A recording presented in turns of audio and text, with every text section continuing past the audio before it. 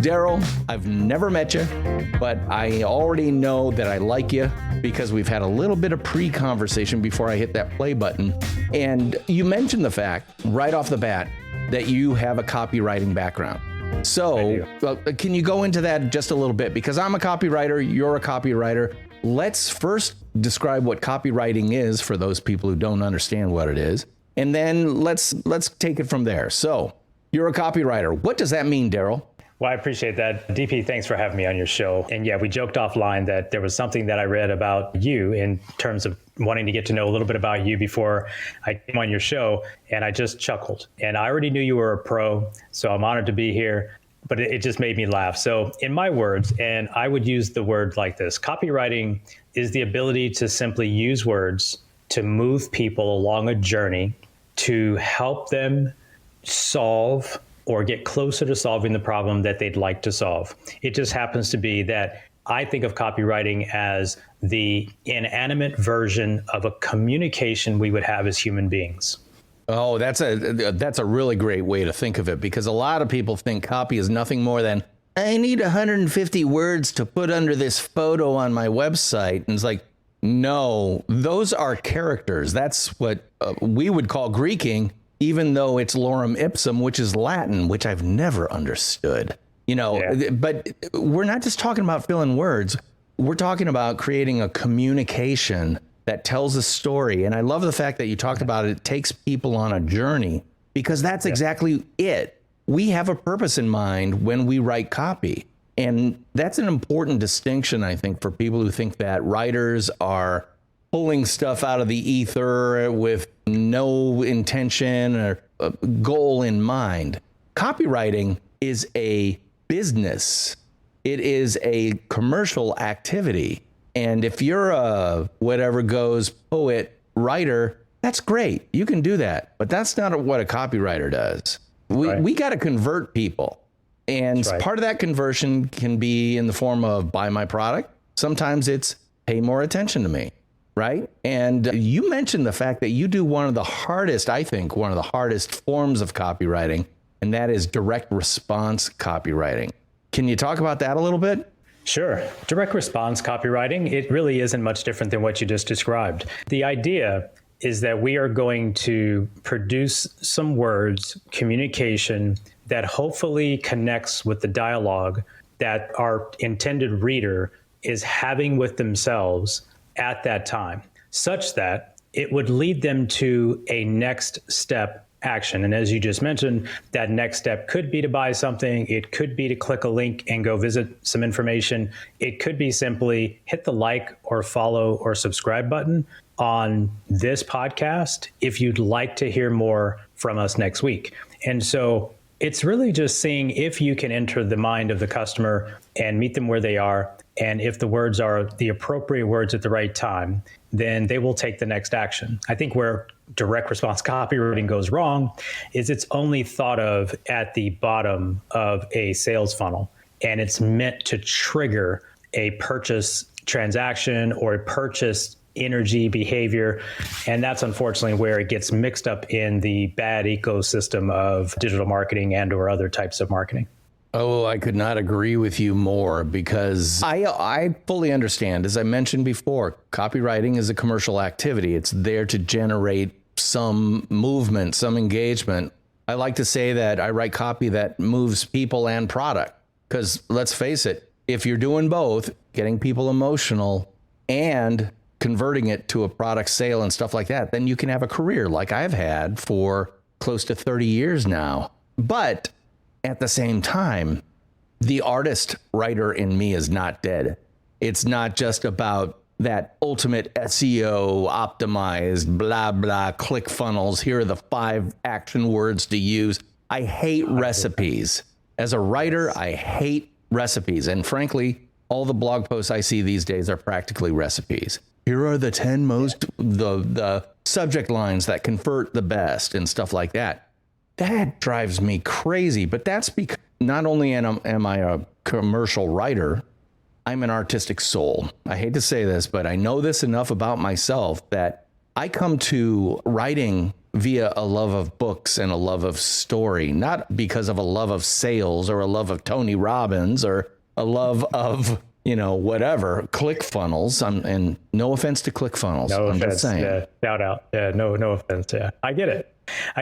I'm in the same camp, right? I think of it as the templates and the guides and the best practices are people trying to share their past data. But here's what I mean by this. I think the helpfulness of sharing a template or a structure or a framework is helpful the same way it's helpful as a recipe in a kitchen for a cook who's just getting started on their journey, right? But the elite chefs in the world, they will have iterated. But the reality is a delicious chocolate cake, whether you like eggs or not, have to go in the cake. Right. And so there are certain things I see with templates and structures that are helpful for a younger, experienced individual.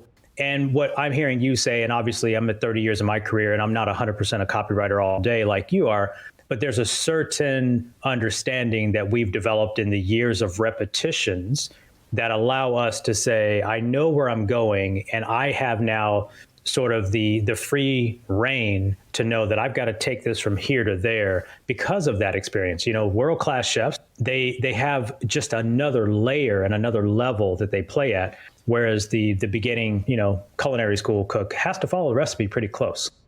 I want to talk about that because, again, I don't know Daryl much at all, but I've been to his website and I've read through it and I've seen it. And it looks like you've got a business that provides a great deal of, I don't want to say you have a cookbook, but you certainly have the frameworks and access to the recipes, but you've also got the kind of executive chef coaching that goes along with it, right? Do I understand your business correctly? Yeah. So yeah, absolutely. We're, one of my businesses, we have a digital marketing agency, and the reality of the agency is it serves about 3 to 5% of the business marketplace. But the vast majority of our traffic, 95% of our inquiries, come from businesses that are not ready to hire an agency at our level to come in and sort of be the digital marketing department for the company. And so it bothered me many years ago, 7 years ago or so, that we would turn away companies that had great intention to grow their business and generate demand online and all of the things, but we didn't have a way to serve them, or it would compromise our business model. So we were just like, listen, the vast majority of people are not do-it-yourselfers because they're professionals at what they do. They're experts at their craft.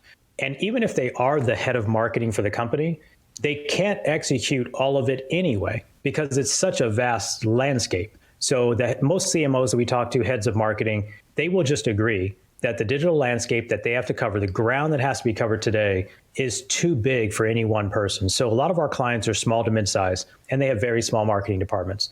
And I just like, why don't we just tell them exactly what our framework is if they had hired us, so that at least they don't go down the street and hire the wrong company that has this quote unquote, and you know this, DP, there's no secrets to this game.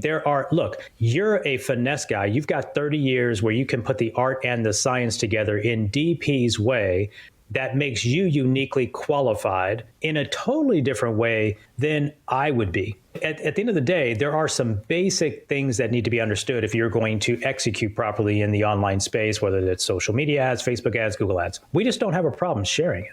We just don't. And we realized that, and by the way, shout out to your prior podcast, because I've been teaching top of mind awareness strategies since 2003. And your prior podcast was all about that. So you didn't know I checked that out too. That's, I didn't show up here randomly. Like when my executive assistant found your show, I got a chance to go in and say, you know what? I like the way this guy thinks. I can tell that even though we never met, we're cut from similar cloths in terms of how we approach the professional aspect of this business called marketing. And unfortunately, there is a little bit of less professional activity happening out here in the world. And a lot of businesses and companies are unfortunately caught up in some of it, and it ends up in a bad situation for them. So that's how I see it. Well, it's interesting because, again, when I book someone on my podcast, I've done a little bit of research. I don't do a lot. I want to learn about it the same time that our listeners are learning as well. So I don't have a preconceived list of questions or anything like that, but I do enough to ferret out, is this guy legit? Is he not? Is he a snake oil salesman? Is he not? Is he, well, put it this way. I'm going to tell a little secret here.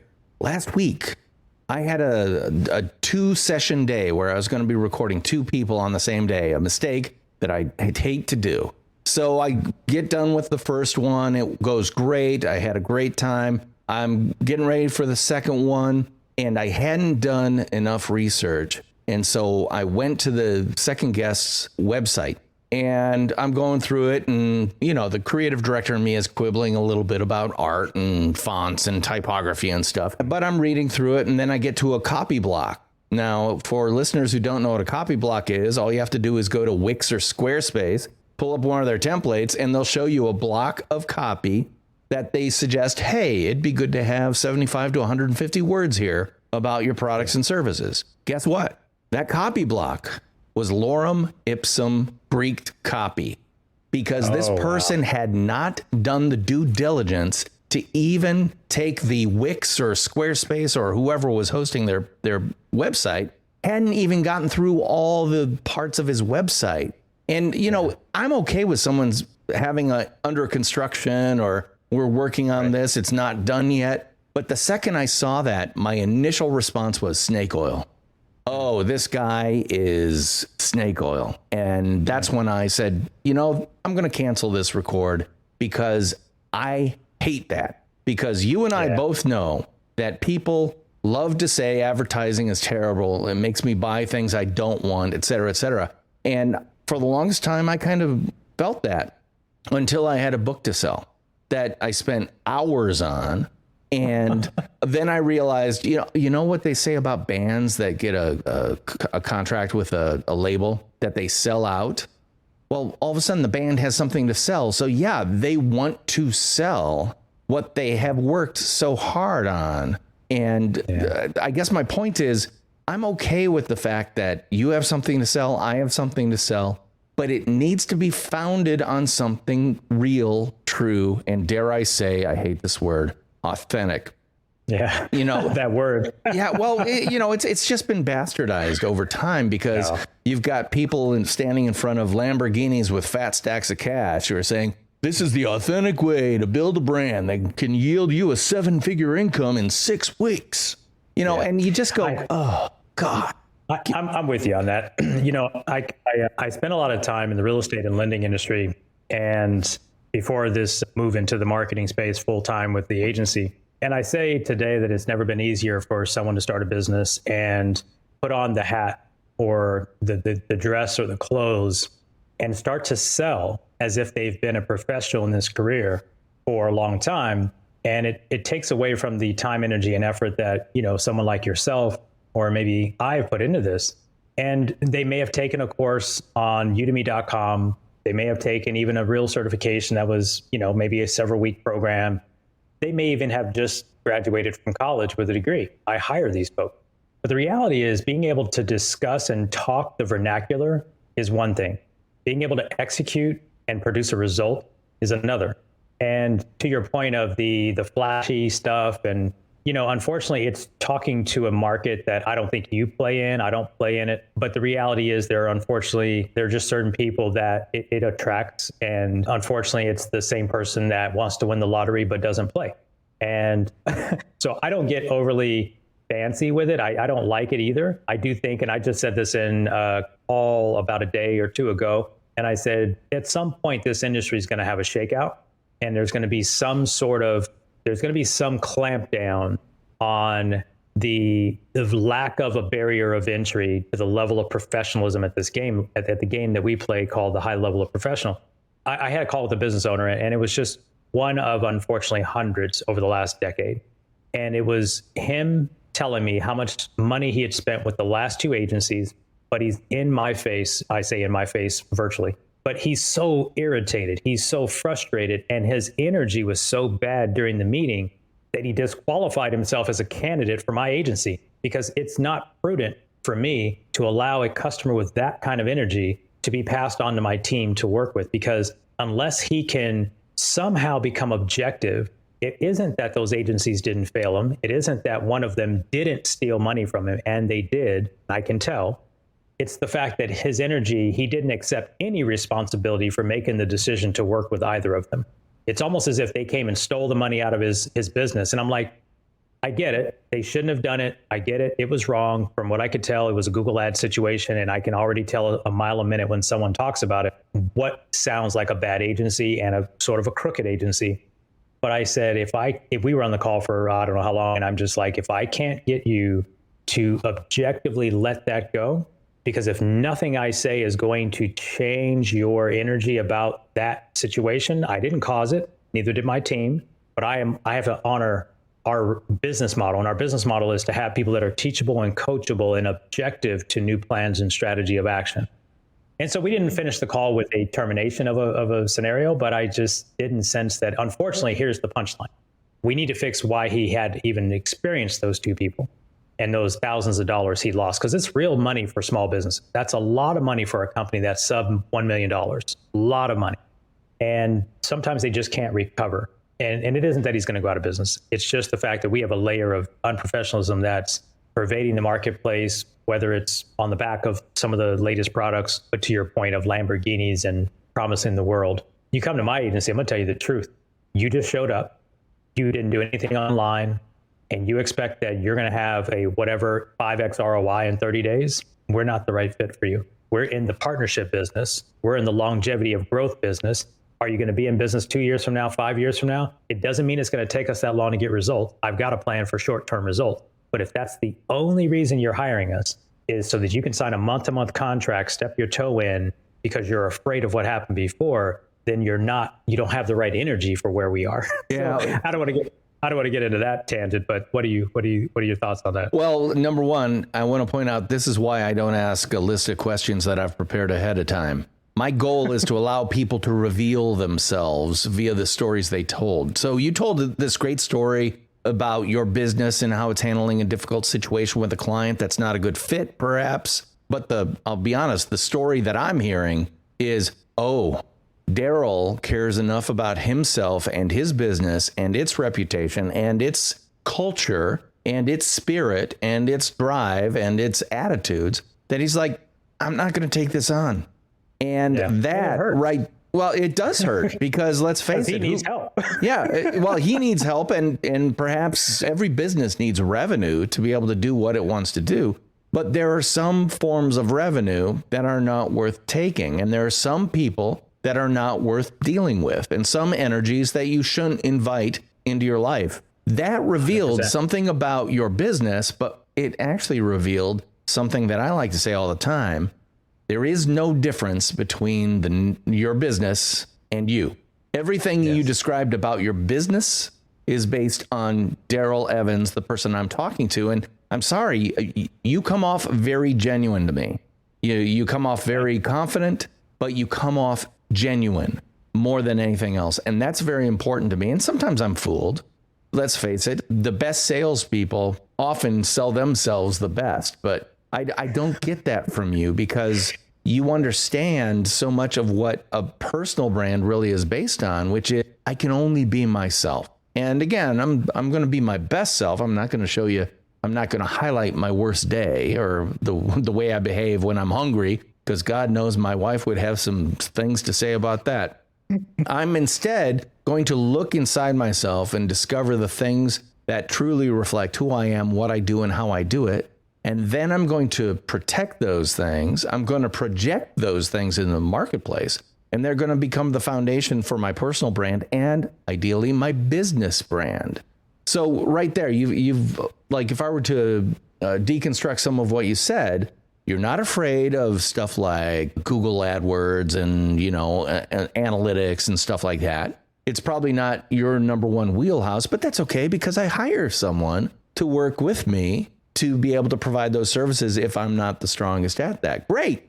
All of a sudden, you're not a Swiss Army knife. You've got abilities that are a little bit more focused, and you can bring in other focused individuals to work with you to provide those services. Am I capturing what that story was really about?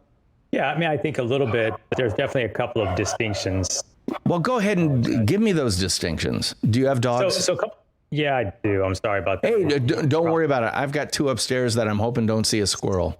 Okay, yeah, and that's probably the Amazon bell that happened. So anyway, thank you for that. So the story, we have certainly, part of the story was simply that I feel like there's a level of unprofessionalism in the marketplace that I hope we'll have some way to clamp that down and probably get some of the fakers out of the market.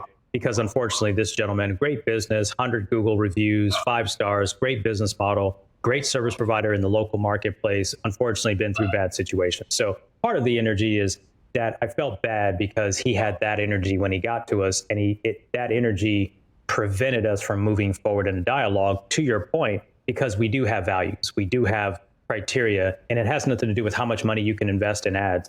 I have to work with great entrepreneurs who, while maybe things haven't gone well, they're willing to look past those mistakes and establish a new relationship. And he was in the telling mode more than the collaborative mode, which I know you're a big guy in collaboration. He wasn't interested in collaboration. He was interested in telling us what he wasn't going to do. He wasn't going to do this. He wasn't going to do that. He wasn't going to sign a contract. And I'm like, okay, I'm sorry. And I'm very empathetic to all of it because I've been in this seat now for a decade, 11 years now. And I appreciate the comment about who I am as it relates to our business. And this is not just me, my business partner. We agree that it does us no good to try to build a long-term relationship with a client if we can't establish common ground at the beginning. We already know what we do works. We already know it's proven. It's not new. We aren't rookies at it. We've grown well over 300 million in revenue. And the only reason I had to stop at 300 is because the FTC says we can't claim it if we can't prove it. And that's about as far as I can prove. There are a couple of big companies at the size of some that you've worked for that I can't mention. I feel like doing what you did in that article that I read. But you can look him up on LinkedIn. Just check out his resume. You can look them up on LinkedIn. They're in one of the industries. The name starts with a G. We'll try that one. But yeah, so I mean, our team is built with a multi-talented layer of expertise. So when I'm meeting someone, I need to understand that as soon as they're going to work with our team at the level that they are going to engage, I am expert at a lot of stuff. I'm good at a lot of stuff, but they're not going to be working with me. They're going to be interfacing with my account management team, my project management team, the experts on the ad side, the experts on the copy side.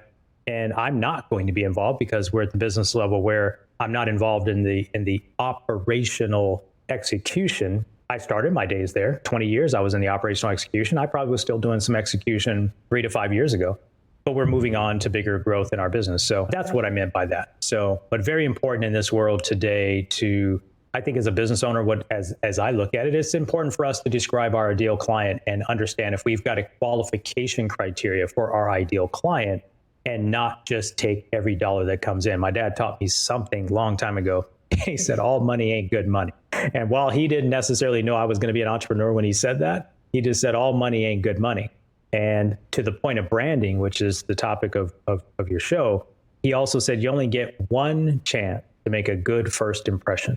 And that at that time, it was how we dressed, how we went to school, how we showed up for an interview. It had nothing to do with online marketing, but in truth, you pointed out that how someone arrives on your website is that first impression. And so I appreciate what you said. Thank you so much for the compliment. It's not a compliment. Well, it is a compliment, but it's well earned from what I can tell. And believe me, I love this type of conversation. And let me ask you this question about your background. Where did you, or when did you, or how did you decide that marketing and copywriting and stuff like that was for you? It's a great question. Early in my 20s, while I was in college, I started working in the world of real estate, got a real estate license, and I was taught the traditional thing they teach you as a real estate agent: cold call and door knock. Those are the two big things that they would teach you. And that was either for sale by owners back in the early 90s. A lot of people would want to sell their house by themselves without a real estate agent. So they would tell us to cold call or door knock homes that were for sale by owner, or homes that had just expired on the multiple listing service.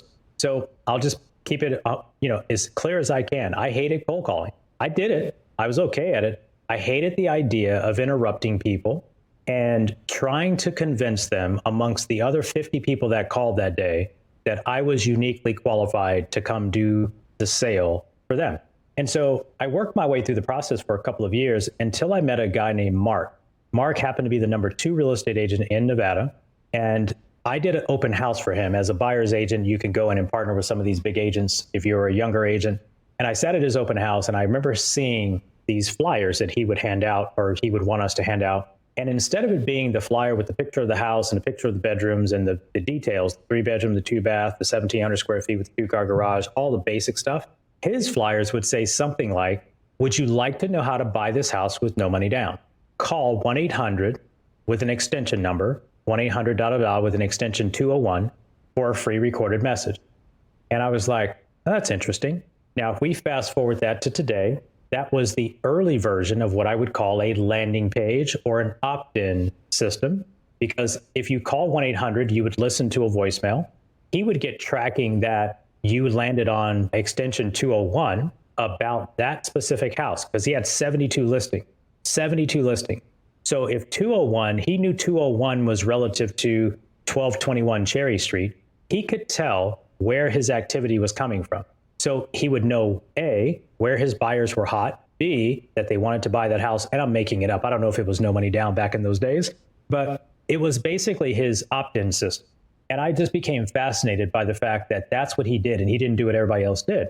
What he was doing, as you would probably recognize at DP, as well as some of your audience, is he was using a form of direct response copywriting, but he was also meeting them where they were. So rather than him cold calling and say, come to the open house, certainly he did advertising to get people to the open house. But once they're at the property, he was inviting them for a conversation on the next step, whether they took that step or not. And so that was the way he was generating leads. I was fascinated. I was hooked. Next thing you know, I'm with Dan Kennedy. I'm with some of the other great master copywriters out there. I come across Dean Jackson, early 2000, and I just realized, oh, there's a way to show up when people are already moving in the direction of solving their problem.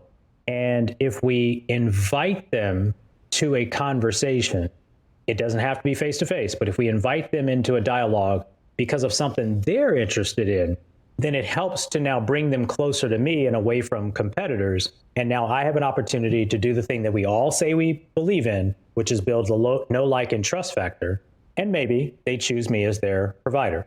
That became my fascination. So it was over about a 5 or 6 year window, but I was hooked. I'm just like, there's no other reason to cold call or just do this fluffy, what I call advertising. And that just became a business model for me. And it was like, okay, so if I can get in a relationship with people, whether they buy today, 6 months from now, or 12 years from now, if I stay top of mind, which is kind of why I loved your prior show, that puts me in the driver's seat because I looked at the relationships as assets. So my mindset was always like, my database is an asset, but it's only an asset if I nurture it and invest it, right? So a lot of people are just trying to get to the bottom of the funnel with a Facebook ad or get to the bottom of the funnel with a Google ad. I'm not saying you can't do that. My agency does that. But there's so much more of the market. And it was a book called Blue Ocean Strategy, DP, that I read in 2004, which it closed the gap on this whole thought process for me. When I read that book, recommended to me by my coach at the time, it was a wrap. I was like, I will never play in the red ocean as my only strategy ever again. I will always make sure I'm trying to play blue where there's no competition in my market. Quick story, and I'll wrap up the analogy. Back at that time, I would talk to a potential home buyer, and let's say their credit wasn't quite where it needed to be to qualify. Let's say they needed a 680 and they had a 640. Rather than just punt them down the street and ignore them, I would teach them exactly what it would take to get to the 680 because I understood the credit system. And I would then stay in touch. Now, maybe it was because they had a late payment and the mortgage rules were it's going to take 12 months before that payment falls off the credit system. I would stay in touch until, the best story I tell about that is it was 33 months on with this one, the longest person or longest husband and wife that I worked with was 33 months before they actually came back and bought. And quite honestly, it was because they made a couple more mistakes and it just kept extending the time period. But I stayed in touch for 33 months and then they bought. But here's the punchline. They referred 6 people to me before they ever bought their house. That's the power of building an asset called relationship. Oh my God. You're preaching to the choir here because I love to describe it this way. You know, salespeople love trying to get you in that car and get it off that used car lot today. What'll put you in this car today? Well, the reality is that's good. That's one transaction and they'll be dissatisfied with the budding relationship you created and you'll never see them again. Well, good realtors and real estate agents understand that if you can create a relationship and get in good, it can be a multi-generational relationship. And let me tell you, I'll be honest, again, got to be authentically me. I've never liked realtors because I've had some bad ones. You know, it's been the people who show you one house and they want to get that $20,000 check at closing or whatever that big number check is. And that always grated my cheese, if you will. Well, my wife has an entirely different point of view because they have a family friend. And then I meet this person and find out about them and understand that, oh, the family friend was actually the realtor who sold her mother and father their house like 20 years ago. She was a realtor first, who is now a family friend to the point that she came to our wedding. She was, you know, and we didn't have a huge wedding, but she was definitely one of the people who came. And that's when I realized, oh my gosh, my, call it realtor agnosticism, was trumped by the fact that she had a tight family relationship, so much so that even if that realtor was maybe a little bit lazy on one of the transactions we did with her, it was like, that's okay. We love her. She's part of our family. Yeah. It's like, oh my God, that's the power of relationship. And the answer is yes. The other thing I want to point out is when you look at that story you told about the open house, let's just do some simple math on that. Let's say 50 people come through the open house. Every one of them gets a flyer. 10% of them, 5, respond to that. Oh, I could get a house with no money down. Would you rather have 5 people who are curious about that than 45 that walk out and then potentially toss that flyer into the garbage? Right.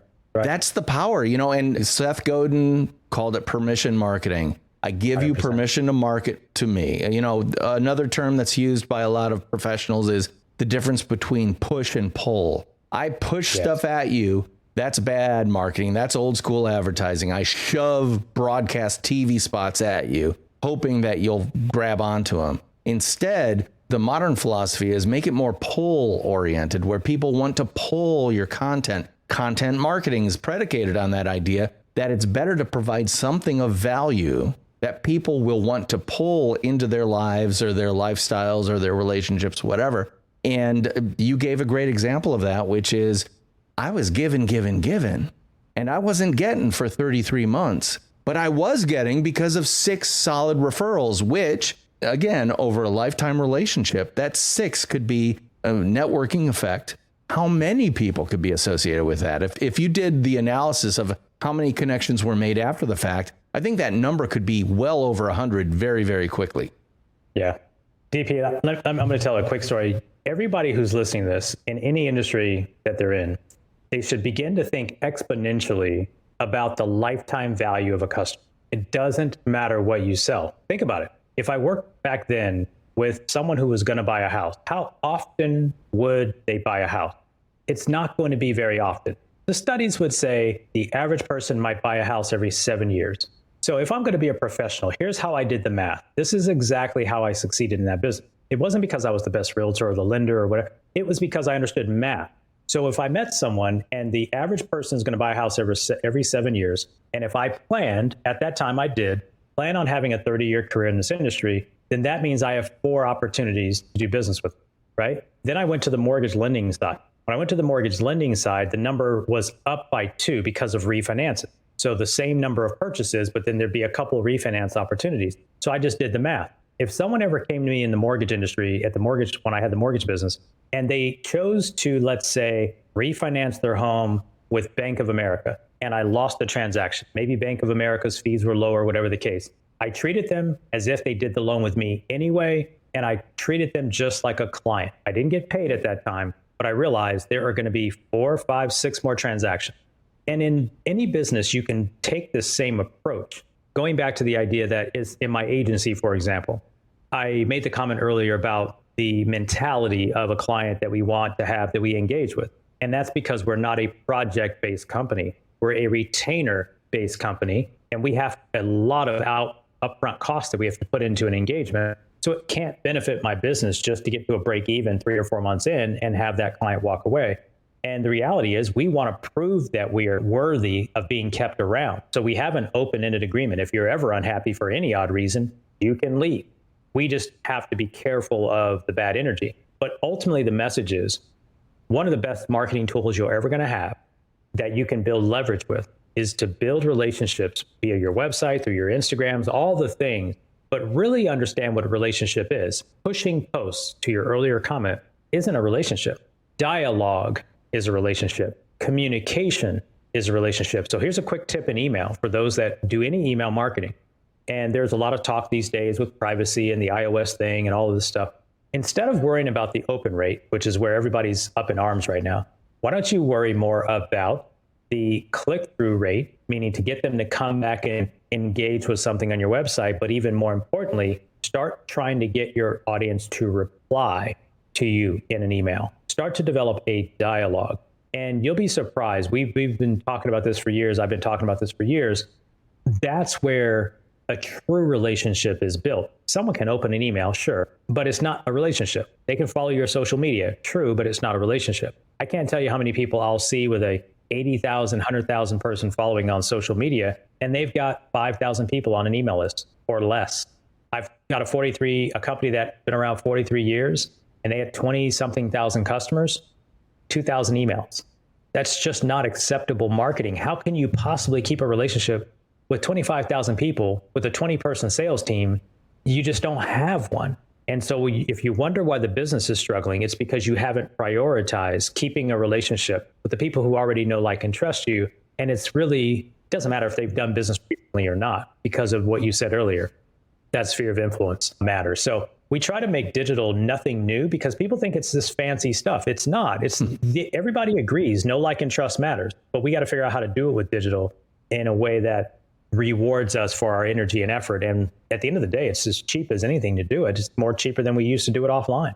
Yeah, and with a whole lot more data associated with it to prove that it's working. You know, yeah. I love the fact that you've spent a lot of time telling specific stories about how your company works and serves its clients, and we can kind of extrapolate based on that to understand a little bit about the culture of your business and stuff like that.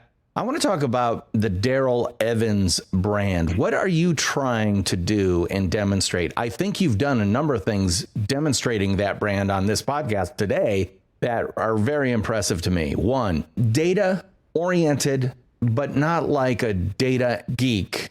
You still retain a sense of humanity. It's not just about numbers. It's this combination of human psychology and data down to the nanosecond, which is a unique combination because I see a ton of people who are one or the other, but not both. I see someone who's very confident in their own skin, able to communicate exactly where your value lies. And one of the big things, confident enough to say, you know what? No, thank you. We appreciate the opportunity to bid on your business, but I don't think it's going to be a good fit. Do you know how many people have that confidence? And not that many.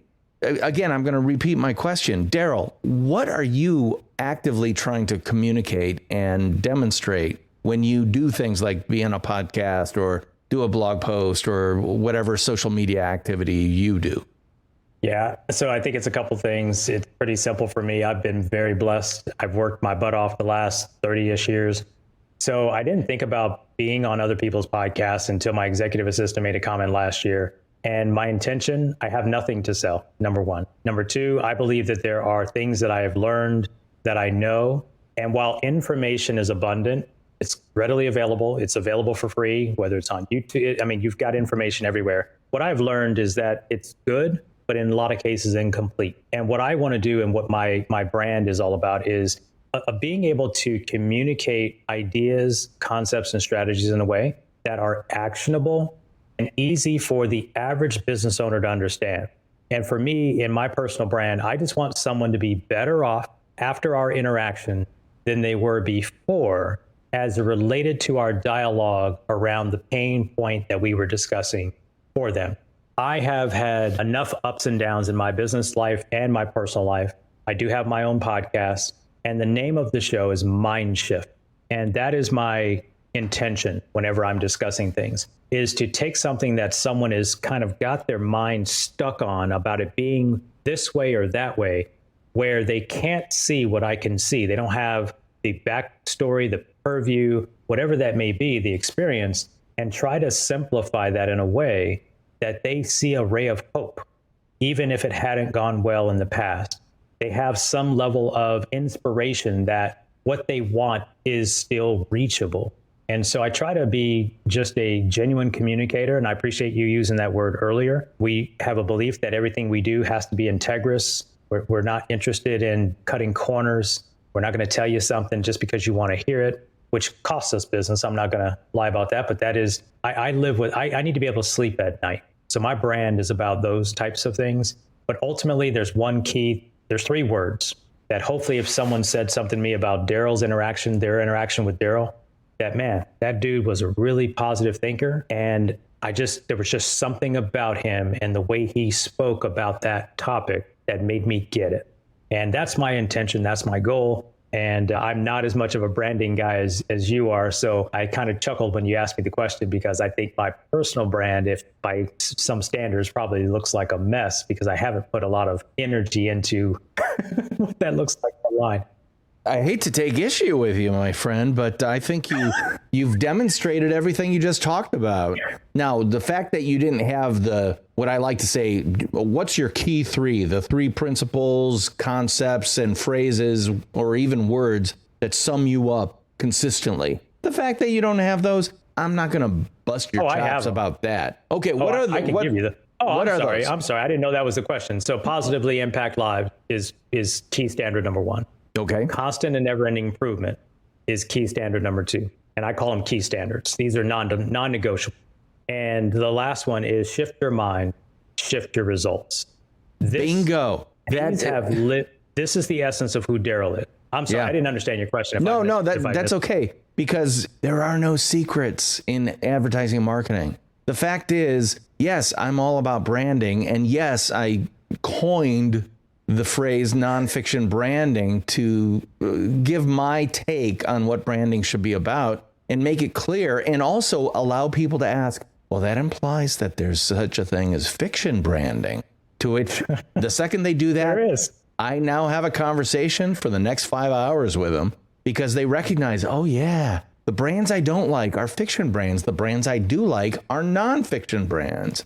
And we can go through and do all that stuff. But the fact that you've developed your key 3 right there. I call it the key 3 because I like to put a TM on everything. It's a kind of an inside joke with that only for myself. But the whole idea is there, if you have those 3 things, you now have a touchstone against which you can test any idea of what you want to share or what you should be putting out there into the world.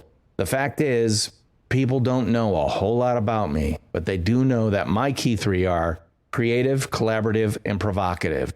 And just like you, that Mindshift thing, that's what I discovered was so valuable, or the most valuable thing I could offer my clients and the people I engage with.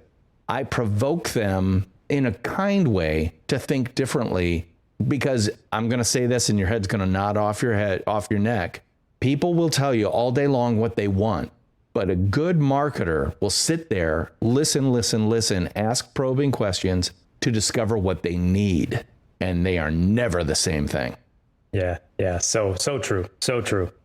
I want to thank you so much for coming on the Nonfiction Brand podcast, Daryl. What a great conversation. Again, I would love for listeners to know where they can engage with you or follow you on social media. Where do you like to hang out in the social sphere?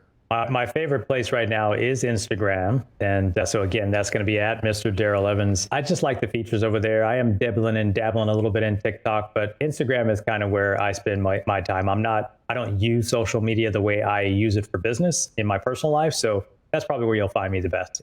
Well, and one of the things I really like that you're doing, you're reconciling your @ handles across multiple social media channels. A lot of people don't do that. And when I have people on my podcast, I always try to be promoting people. And I always want them to know that, hey, I promoted your episode on Twitter. So I try to look up their Twitter handle and I can't find them because their photo is of Pikachu and their handle is Pikachu Mama 35. And it drives me nuts. Basic branding is about letting people know who you are, what your name is. So please, if you haven't reconciled your @ handles, that'd be a good first step. So that's something you can take away from this podcast episode. and start doing today. Reconcile your ad handles. And by the way, if you have a common name, you can be Photo John Smith or John Smith Photographer or spell photo F-O-T-O or whatever, and then make sure your profile picture actually looks like you. Because I'll enter John Smith. I'll see John Smith. I'll look at the profile. Oh, that kind of looks like them. I can't really tell. It's small. And then I see John Smith photo. Oh, yeah, that's John Smith, the photographer. If you want to be obscure and join the Federal Witness Protection Program, keep doing what you're doing. Otherwise, reconcile your at tags, please. Amen. That's enough of a rant from me. Again, Daryl, thank you so much for being on the Nonfiction Brand podcast. My pleasure. I, of course, am your host, DP Knudten, and he is Darrell Evans. And I'll be talking at you again next week. Bye-bye.